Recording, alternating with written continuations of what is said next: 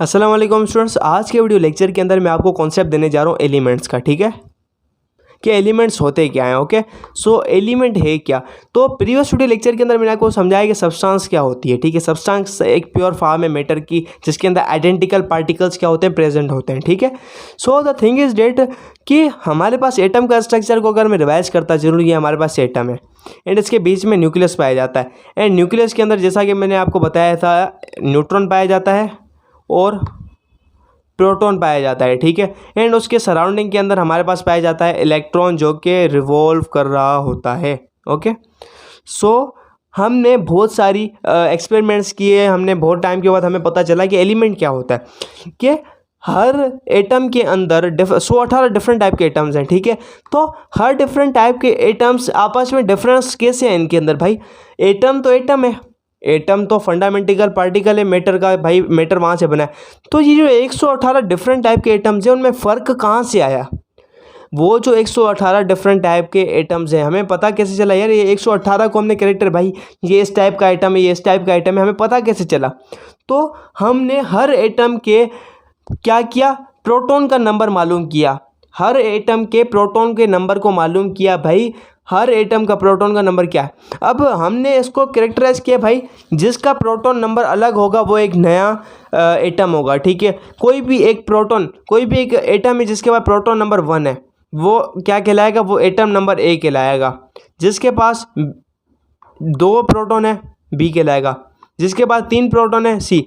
तो हमने एटम्स को कैरेक्टराइज किया है किसके बेस पर, प्रोटॉन के बेस पर। ठीक है, किसके बेस पर, प्रोटॉन। अब 118 एलिमेंट है तो मतलब उसके जो प्रोटॉन नंबर होगा एक स्पेसिफिक टाइप का प्रोटॉन नंबर होगा। इट मीन्स कि उसका एक 118 प्रोटॉन नंबर होगा। ठीक है, ये बात समझ आई आपको,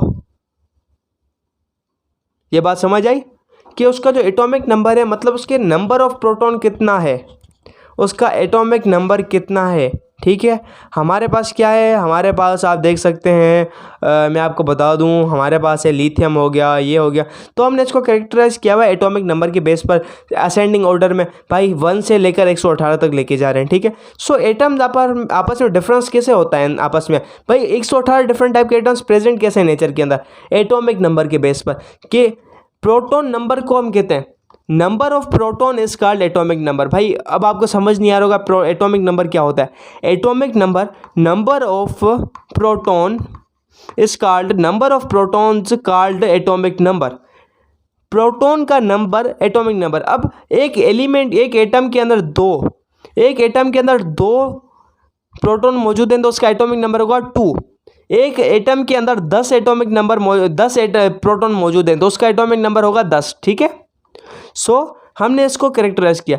तो हमने एलिमेंट को क्या डेफिनेशन थी, हमने डिफाइन क्या किया कि एलिमेंट होता क्या है। ठीक है, एलिमेंट वो होता है जिसके पास स्पेसिफिक टाइप का प्रोटॉन नंबर होगा, एटॉमिक नंबर। ठीक है, ठीक है, डिफरेंट टाइप के एटॉमिक नंबर को डिफरेंट टाइप का एलिमेंट हमने कहा दिया। भाई हर एलिमेंट के पास element is a substance that has specific type of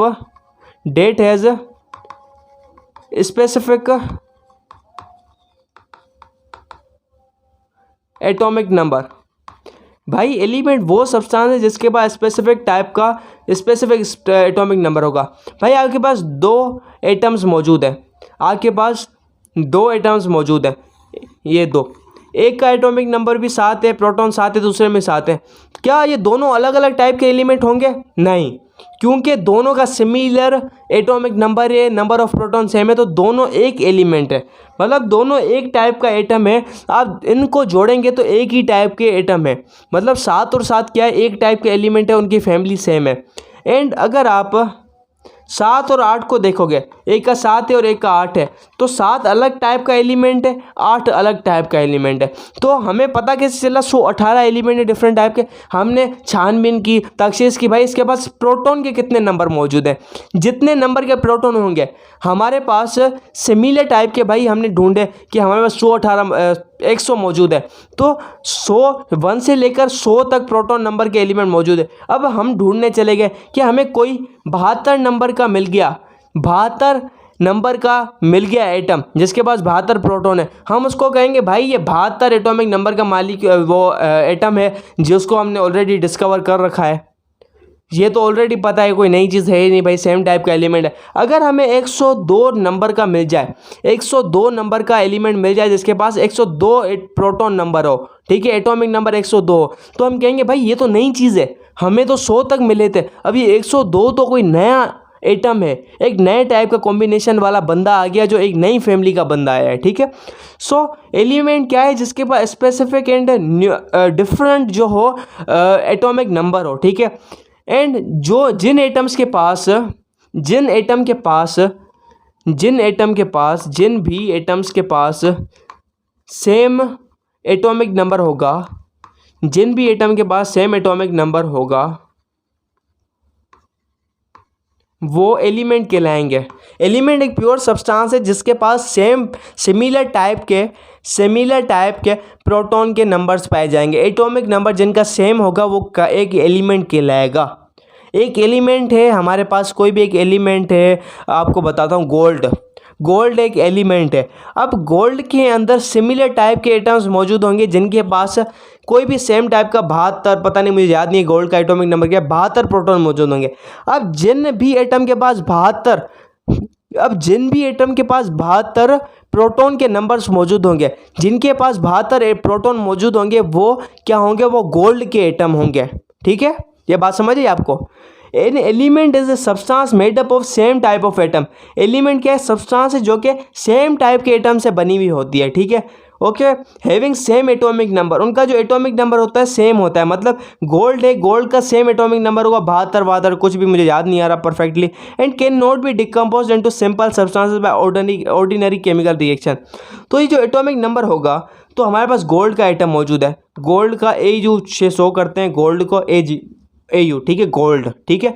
तो गोल्ड के जो एटम है, तो हम इसके साथ मस्ती वगैरह करके या उसको हथौड़ी वगैरह मार के किसी नई चीज़ के अंदर नहीं तोड़ सकते। We can not break it. हम गोल्ड के एटम को या गोल्ड को इससे ज़्यादा किसी नई चीज़ के अंदर नहीं तोड़ सकते। क्यों? क्योंकि गोल्ड एक फंडामेंटिकल इसका जो गोल्ड का जो एटम है वो फंडामेंटिकल क्या है, वो पार्टिकल है, इसको हम किसी और चीज़ के अंदर नहीं तोड़ सकते। अब मैं H2O को देखूँ, वाटर, क्या मैं H2O को तोड़ सकता हूँ किसी चीज़ के अंदर? हाँ, मैं H2O को 2 हाइड्रोजन के अंदर तोड़ सकता हूँ, 2 हाइड्रोजन के अंदर H2O को तोड़ सकता हूँ और एक ऑक्सीजन के अंदर तोड़ सकता हूँ। अब मुझे क्या मिला, एक ऑक्सीजन मिला, 2 हाइड्रोजन मिले।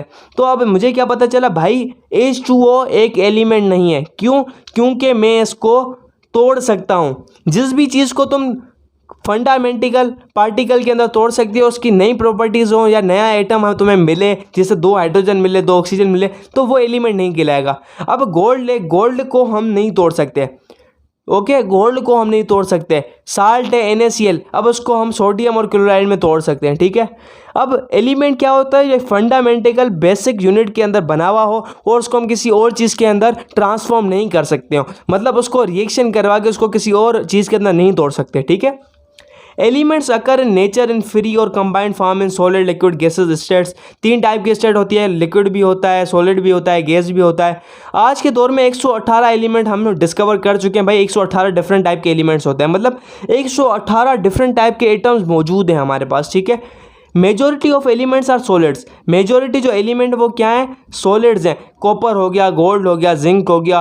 वेरी फ्यू एलिमेंट लिक्विड है, जैसे मरकरी हो गया। मरकरी क्या है, एक मेटल है, लिक्विड मेटल है। ब्रोमीन हो गया। एंड कुछ एलिमेंट्स हैं जो कि गैसेज हैं, कुछ एलिमेंट्स है गैसेज, हाइड्रोजन हो गया, नाइट्रोजन हो गया, ऑक्सीजन हो गया, ठीक है। ये क्या आपके पास गैसेज मौजूद है। नियोन हो गया, नोबल गैसेज हो गई, ठीक है। Elements are divided into metals. Elements को हमने किन हिस्सों में डिवाइड किया गया है, ठीक है।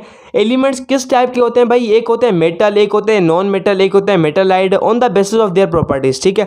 अभी कैसे हमने डिवाइड किया आपको बताता हूँ। एलिमेंट क्या है बेसिकली, फिर से आप पढ़ो, एलिमेंट है क्या।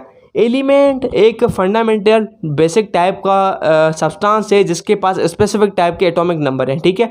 तो 118 डिफरेंट टाइप के एलिमेंट है, तो मैं 118 एलिमेंट्स को 3 हिस्सों में बांटा हुआ है। 3 हिस्सों में बांटा हुआ है, एक है मेटल, एक है नॉन मेटल, एक है मेटलाइट, ठीक है। तो 118 डिफरेंट टाइप के एटम है जिसके ऊपर डिफरेंट। अब मैंने आपको बताया था एटम्स आपस में क्या करते हैं, ग्लू से जुड़ते हैं, आपस में बॉन्ड बनाते हैं, तो वो क्या होते हैं, मेटल्स। वो क्या होते हैं, क्या बॉन्ड बनाते हैं, तो वो गिफ्ट करते हैं, शेयरिंग करते हैं। तो मतलब मेटल्स क्या होते हैं, मेटल्स मैं आपको बता दूं जो कि इलेक्ट्रॉन को डोनेट करते हैं। इलेक्ट्रॉन को जो डोनेट करते हैं भाई, जो ग्लू निकालते हैं वो एटम्स, वो एलिमेंट के एटम, उन एलिमेंट के एटम्स जो कि इलेक्ट्रॉन को निकालते हैं, इलेक्ट्रॉन को डोनेट करते हैं, जो ग्लू को निकालते हैं अपने अंदर से। भाई हमारे पास बहुत ग्लू है, हम खुद निकालेंगे, वो कहलाते हैं मेटल्स। मेटल्स क्या है, ग्लू को डोनेट करते हैं, निकालते हैं। और जो ग्लू को लेते हैं किसी भी चीज़ से, जो ग्लू को लेते हैं मेटल से, क्या वो जो इलेक्ट्रॉन को अपने अंदर ले वो कहलाता है नॉन मेटल। जैसे आपके पास नॉन मेटल हो गया, हाइड्रोजन हो गया, एंड आपके पास क्या हो गया, एंड ऑक्सीजन हो गया, फ्लोरीन हो गया, जो कि इलेक्ट्रॉन यानी ग्लू को अपने अंदर ले, ठीक है, वो हो गया।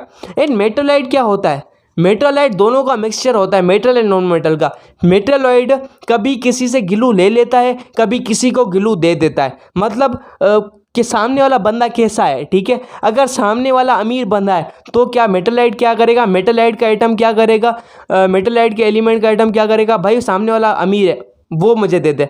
अगर सामने वाला दिखेगा कि वो मुझसे ज़्यादा गरीब है तो वो मेटलाइट क्या करेगा, अपनी ग्लू निकाल के उसको देगा, ठीक है। तो मेटलाइट के पास दोनों प्रॉपर्टीज़ होती है, मेटल्स एंड नॉन मेटल्स की, ठीक है। सिंपलिसिटी के लिए मैंने आपको समझा है, लेकिन डिटेल्ड एक्सप्लेनेशन जो आएगी थर्ड चैप्टर जब मैं आपको पढ़ाऊंगा, periodicity and periodic properties of metal elements, फिर आपको ऐसा कॉन्सेप्ट कंचा क्लियर करूंगा मैं आपको, आप पूरी ज़िंदगी याद रखोगे। Metals, non metals, मेटलाइट्स, basic concept. Properties तो इसका रट्टा है भाई। मेटल्स होते हैं वो इलेक्ट्रिसिटी को कंडक्ट करते हैं, डक्टाइल होते हैं, शाइनी होते हैं, मेलेबल होते हैं, फ्यूजेबल होते हैं, वो रट्टा है सारा। बेसिक कॉन्सेप्ट है इलेक्ट्रॉन के डोनेशन का। तो थर्ड चैप्टर तक आने दो, फोर्थ चैप्टर तक आने दो, फिर आपका कॉन्सेप्ट जो होगा ना पप्पू चुमी होगा, ठीक है।